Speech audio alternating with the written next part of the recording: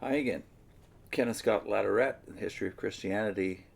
In the last segment, Latourette was dealing with the domination or Christianizing of Western and Central Europe that had more or less become complete by the 14th century, with the exception of the Finns, the Lithuanians, the Jews, and a remnant of the Moors.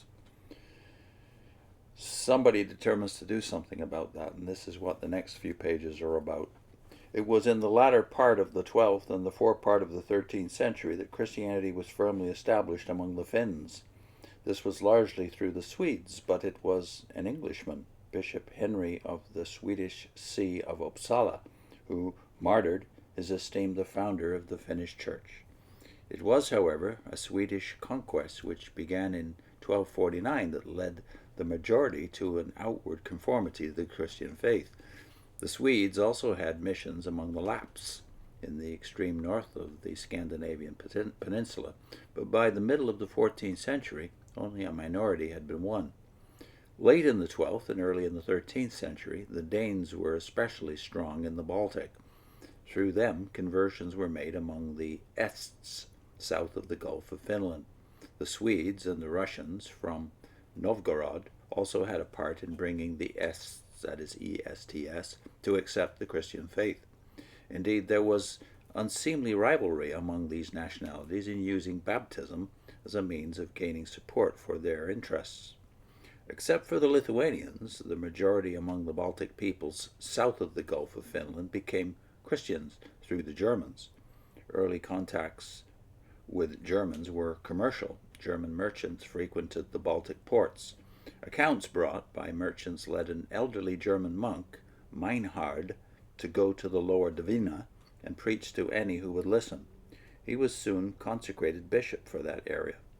The second of his successors, Albert, founded the city of Riga near the mouth of the Dvina and inaugurated in 1202 a crusading order with the name, singularly inappropriate for Christian missionaries, Knights of the Sword, officially and slightly less offensively, Fratres Militiae Christi, something like brothers of the soldiers and soldiers of Christ. By this time, Crusades, of which we will have more to say in the next chapter, had become an honored phase of the activities of Western Christendom, and orders which combine monastic vows with the career of the soldier had come into being to further them. The Knights of the Sword conquered a fairly extensive area and required of pagans a pledge to accept the baptism as a symbol of submission. The Prussians, a non-Germanic people, were very resistant. Late in the 10th and early in the 11th century, they killed several missionaries. Undiscouraged, other missionaries came and baptisms followed. In the first half of the 13th century, the Teutonic Knights undertook the task. They too had arisen from the Crusades, originally for the purpose of serving Christians in Syria and Palestine. In 1225 and 26, they were called by a Pole for aid against a tribe of Prussians. Here they found their main field of endeavor. After a half-century of fighting, they conquered the land. Then they had ruled it for several centuries. They